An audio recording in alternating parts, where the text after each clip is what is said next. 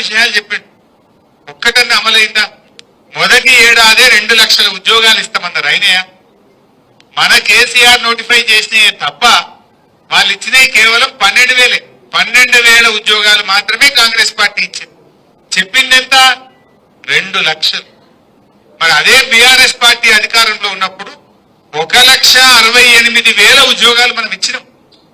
కానీ వీళ్ళు అబద్ధాలు చెప్పి మేము ఒక్కటే ఏడాది 2 లక్షలు ఇస్తామని చెప్పి పిల్లల్ని రెచ్చగొట్టి రాజకీయంగా వాడుకున్నారు. ఇప్పుడు అదే పిల్లలు తయారైంది. ఇప్పుడు రేవంత్ రెడ్డికి బుద్ధి చెప్తాం, మా దగ్గరికి అశోక్ నగర్ కు రాహుల్ గాంధీని పట్టుకొని వచ్చి ఈయన నమ్మమని చెప్పి రాహుల్ గాంధీతో నమ్మించిండు. మాకు చెప్పించి రాహుల్ గాంధీ చెప్తే నమ్ముతారని రాహుల్ గాంధీతో మేము ఏడాది 2 లక్షలు ఇస్తామని చెప్పిండు.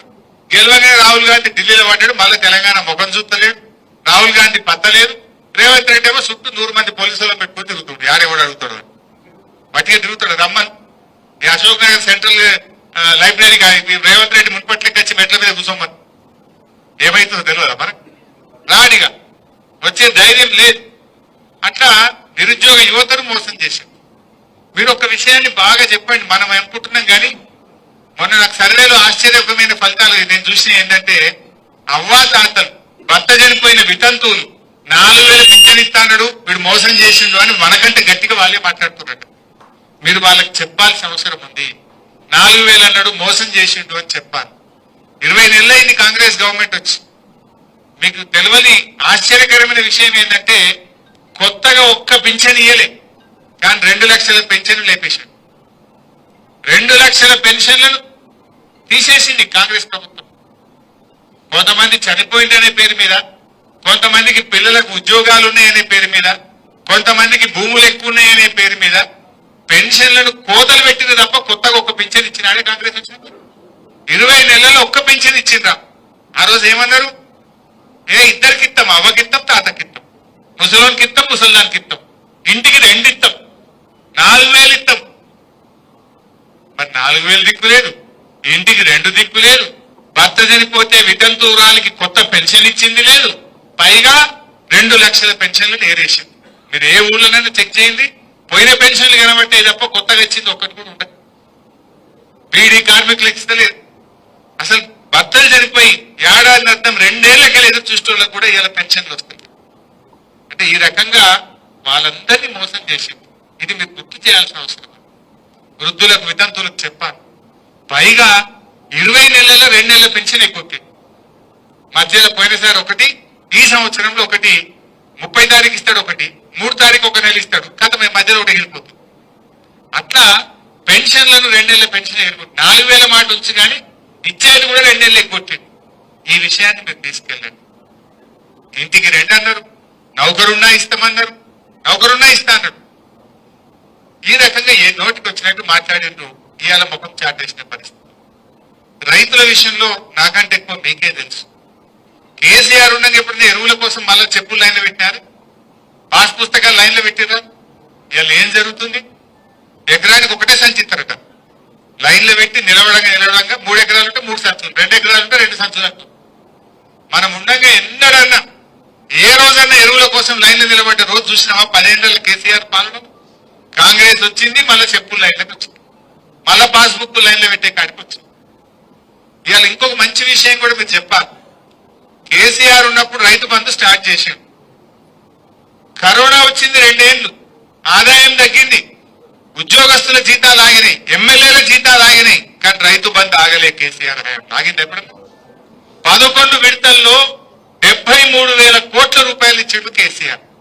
కరోనా వచ్చినా, కష్టం వచ్చినా, పెద్ద నోట్లు రద్దయినా, ఎకానమీ స్లో డౌన్ అయినా రైతు బంధు మాత్రం ఆగలేదు. మరి రేవంత్ రెడ్డి ఎందుకు ఆపుతుండు? కేసీఆర్ ఏమో నాట్లకు ఇచ్చిండు, రేవంత్ రెడ్డి ఏమో ఓట్లకు ఇస్తుంటాడు. అవునా కాదా? అప్పుడు పార్లమెంట్ ఎలక్షన్ ముందు ఒకసారి ఇచ్చిండు, ఇప్పుడు పంచాయతీ ఎలక్షన్లకు ఒక్కోసారి ఇస్తాడు. మధ్యలో 2 కొట్టిండు. 4 పంటలు వచ్చినాయి, 2 ఇచ్చిండు, 2 కొట్టిండు. పార్లమెంట్ ఎలక్షన్ ముందు ఒకటి, పంచాయతీ ఎన్నికల ముందు ఒకటి, నడిమిట్ల 2 లేచిపోయింది. రేపు కూడా ఈ ఓట్లు డబ్బులు అవ్వటాక మళ్ళా రైతు బంధు ఆగమైపోయింది. అంటే ప్రజలకు మనం ఏం చెప్పాలంటే, రైతు బంధు సకాలంలో సక్రమంగా రావాలంటే కాంగ్రెస్ ను ఓడించాలి. ఏమంటాడు రేవంత్ రెడ్డి?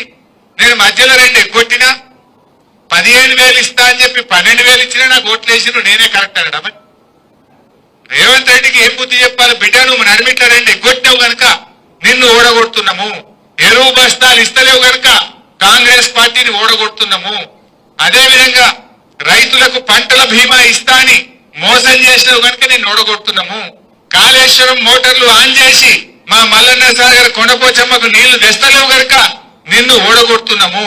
ఇవన్నీ విషయాలు మనం రైతులకు అర్థమైతే చెప్పాం.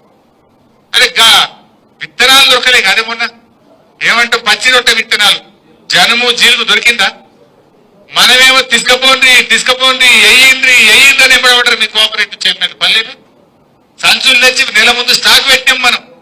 ఇప్పుడు అదే పచ్చి రొట్టె విత్తనాలు కావాలంటే ధర పెంచిండ్రు, విత్తనం దొరకదు. ఇంత శాతగాని కాంగ్రెస్ లో విత్తనాలు సరఫరా చేయలేరు, ఎరువులిగే శాత కాదు, పంటల బీమా అని మోసం చేస్తుంది, రైతు బంధు 2 సార్లు ఎగ్గొట్టిరి, రైతు బీమాకు 6 నెలలు పైసలు గంటకు అట్లాగం పట్టిత్తిరి, నీళ్లు ఇవ్వమంటే నీళ్లు ఇయ్యే శాత కాదు, కరెంటు చూస్తే మోటార్లు కాలుతున్నాయి, గంటకు ట్రిప్ అవుతున్నది. ఏం చేసిండ్రు రైతులకు మీరు ఒక్కసారి ఆలోచించారు. ఇలా మనం ఉండగా ఎన్ని గోడౌన్లు కట్టి, ప్రతి మండలానికి ఒక గోడౌన్ కట్టలే, ఎరువులు తెచ్చి స్టాక్ పెట్టలే. మరి ఇలా రైతులు ఎందుకు కాంగ్రెస్ పార్టీకి ఓటేయాలని నేను అడుగుతున్నా. రైతు బంధు ఎగ్గొట్టినందుక, పంటల బీమా ఎగ్గొట్టినందుక, రైతు బీమాకు ప్రీమియం చెల్లించినందుక, జనుము జీలుగు విత్తనాలు ఇవ్వ చేతగానందుక, ఎరువులు అందించినందుక, నీళ్లు ఇవ్వనందుక, మోటార్లు కాలినందుక ఎందుకు వేయాలి కాంగ్రెస్ పార్టీకి ఓటు అని నేను అడుగుతా ఉన్నా. ఇది మీరు చర్చ పెట్టాలి దయచేసి. రైతులు కలిసినాక నేను చెప్పిన దాంట్లో ఒక్కడన్నా అబద్ధం ఉందా? కేసీఆర్ ఉండగా మోటార్లు కాలకపో. మీరు ఊర్లలో చూడండి, మోటార్ వైండింగ్ దుకాణాలు మళ్ళీ చాలేది. దుకాణమైన ఒక టీఆర్ఎస్ కార్యకర్తున్నాడు, మనోడే నాకు చెప్తుండు, అన్న అప్పుడైతే గిరాకీ లేదు, కిరాయి కూడా వెళ్ళకపోవు, ఇప్పుడు ఫుల్ అన్న అంటుడు.